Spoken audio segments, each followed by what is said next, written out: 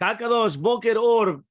We are on Mishna Yomi Masechet Kiddushin, Perek Bet, chapter 2, Mishna Chet and Tet, Mishna 8 and 9.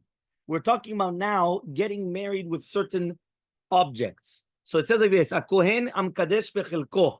Imagine a Kohen comes and he wants to be Mekadesh a woman with his portion, for example, in eating of the meats of the Korban.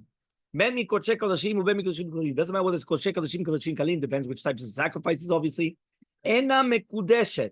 She's not going to be married. Why? Because the chelik of the king, the korban which is eaten, is not his money. Meaning he only has the zechut to eat from it, from the table of Hashem. But it's not his physical money. Meaning it's not his money. He cannot come now and just come and start selling that or come and start doing it. It's not his. He has zechuyot. He's got a right that he's allowed to come and eat from that. But that's it. No more than that. Maaser sheni. What about now if he got her married with maaser sheni?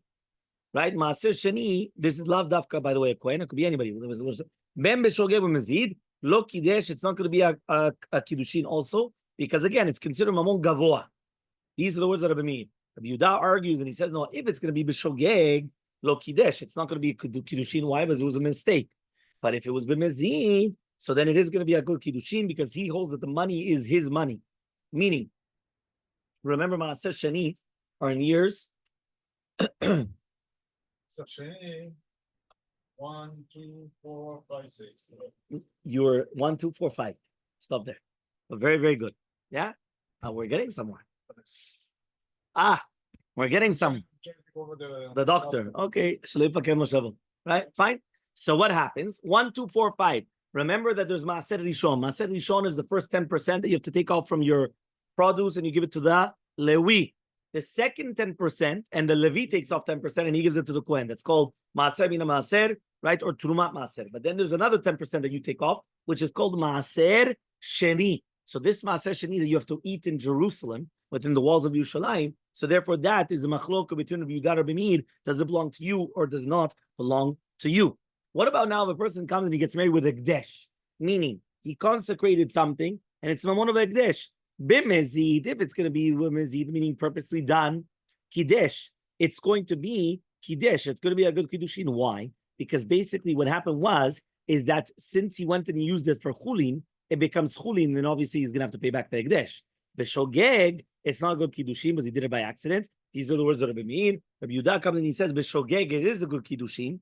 Right, but b'mezid, it's not going to be a good kiddushin. Because according to Rabbi Yehuda, hekdesh does not become, redeemed unless you're doing it b'shogeg, not if you're doing it b'mezid. So therefore, in our case, since you did it b'mezid, according to Rabbi Yehuda, so therefore it still stays the money of Hashem, and therefore obviously you can't get married with the money of Hashem. According to everybody, anyway, you would have to pay it back. The only question is, right, does it become mechulal or not? Does it become redeemed or not?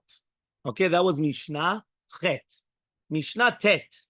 Hamkadesh be'olah, בכלי הכרם, בשור הנסקל, בעגלה ערופה, בציפורי מצורע, בשר נזיר, פטר חמור, בשר וחלב, וחולין שנשחטו בעזרה, אינה מקודשת. If a person is going to get married to a woman with orla, remember orla is the first 3 years of a fruit tree, or a tree that you're not allowed to actually come and have benefit from it. Asur bana'ah.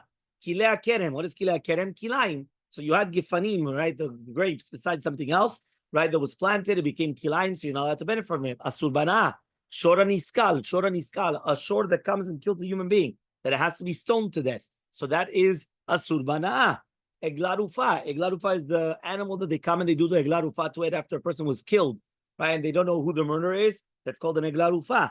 Tipore metzora. The birds of the metzora offering in order to permit him. Or the hair of a Nazir, or with a Peter Chamor, which is basically the Chamor, which is the Bechor to his mother, or Basar Vechalav, right? And Chulin, which was slaughtered in the Azara. In all these cases, right, since it's going to be prohibited to have any type of benefit, she's not going to be married. Why is she not going to be married? Because it's a Subana, so there's no money there. There's nothing there. Now, what happens now if Mecharan? What happens now if he sold it?